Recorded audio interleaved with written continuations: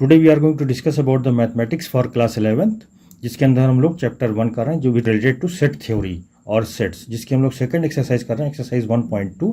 और question number 4 क्या है, in the following state whether A और B, A is equal to B, set A is equal to B और not. अब इसमें A is equal to B का denotion का मतलब है, अगर हम किसी सेट को ए इज इक्वल टू बी लिख रहे हैं, इसको हम कहते हैं इक्वल सेट। इक्वल सेट, इसकी आपको डिफिनीशन पढ़नी है तो आप डिफिनीशन आप इंट्रोडक्शन के अंदर जो देख सकते हो, इंट्रोडक्शन के वीडियो के अंदर। Otherwise if it is required I will define. So यहाँ पर जैसे आप इक्वल सेट की बात करें, इक्वल सेट का मतलब ये होता है, इसकी डिफिनीशन क्या होती है कि अगर कोई भी दो सेट के अंदर all members are same, then it is called as equal set. It is called as equal set. So equal set की ये डिफिनीशन है, A is equal to B तब होगा जब आपका all the members are same, maybe their rearrangement is different but elements, number of elements are same। अब जैसे question number 4 का फर्स्ट पार्ट है, इसके अंदर हमें आइडेंटिफाई करना इट इज इक्वल सेट और नॉट। अब इसके अंदर जो फर्स्ट पार्ट है A B C D, B के अंदर कौन कौन से एलिमेंट हैं, डी सी बी ए। तो यानी जो आपके एलिमेंट्स हैं, ए बी इसके अंदर प्रेजेंट है, बी भी इसके अंदर प्रेजेंट है, सी भी इसके अंदर प्रेजेंट है और डी भी इसके अंदर प्रेजेंट है, और दोनों के अंदर नंबर ऑफ एलिमेंट्स भी सेम है। तो इसको हम क्या कहेंगे, A is equal to B, it is an equal set.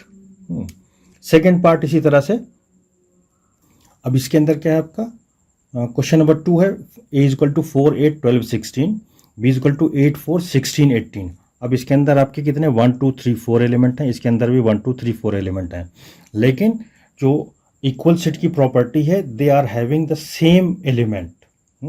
Same element, ये पॉसिबल हो सकता हो कि सेट के अंदर उनका रिपीटिशन हो, लेकिन सेम एलिमेंट आपको देखना है। तो सेम एलिमेंट आपका ए के अंदर 4 है, बी के अंदर 4 है, ए के अंदर 8 है, बी के अंदर 8 है, लेकिन ए के अंदर 12 है, बी के अंदर 12 नहीं है, 16 इसके अंदर है, 16 इसके अंदर है, इसके अंदर एक एक्स्ट्रा एलिमेंट है 18।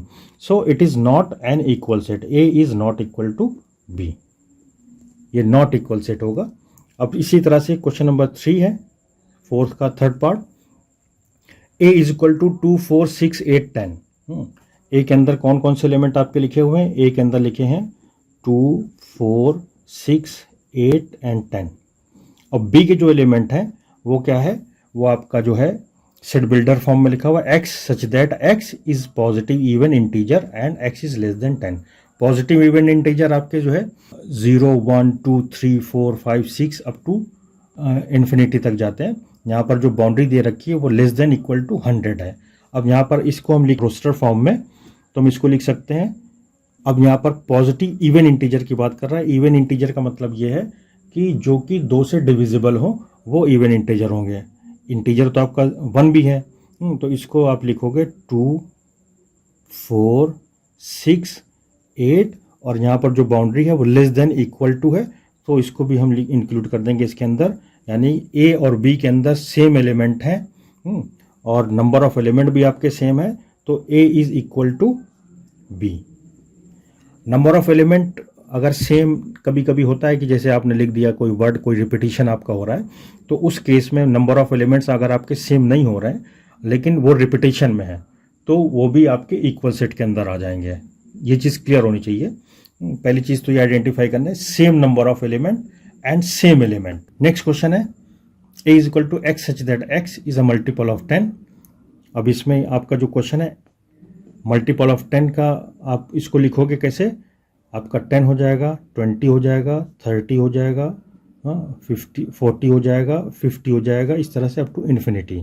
एक होगा अगर हम रोस्टर फॉर्म में लिखेंगे तो वो इस तरह से लिख सकते हैं। और बी के अंदर क्या है आपका 10 15 20 25, इस तरह से आपका लिखा हुआ है। तो इसके अंदर 10 तो है लेकिन 15 प्रेजेंट नहीं है, सो ए और B they are not equal set. अब जैसे आपके सेम नंबर ऑफ अगर एलिमेंट का रिपीटिशन हो रहा है, जैसे आप लिख रहे हो कोई वर्ड लेटर आप लिख रहे हो, मान लो जैसे आप ए के अंदर लिख रहे हो कोई सेट है आपका सेट बिल्डर फॉर्म में कि एलॉय आपका जो है एक मेंबर है, और आपने एक सेट लिख दिया A is equal to alloy is a member, और बी के अंदर आपने लिख दिया है ALOY।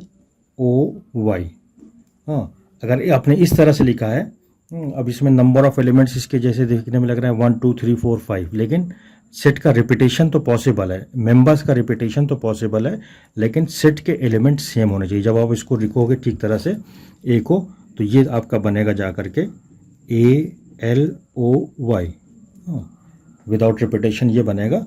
तो ये ए और बी भी आपके जो है इक्वल सेट कहलाएंगे।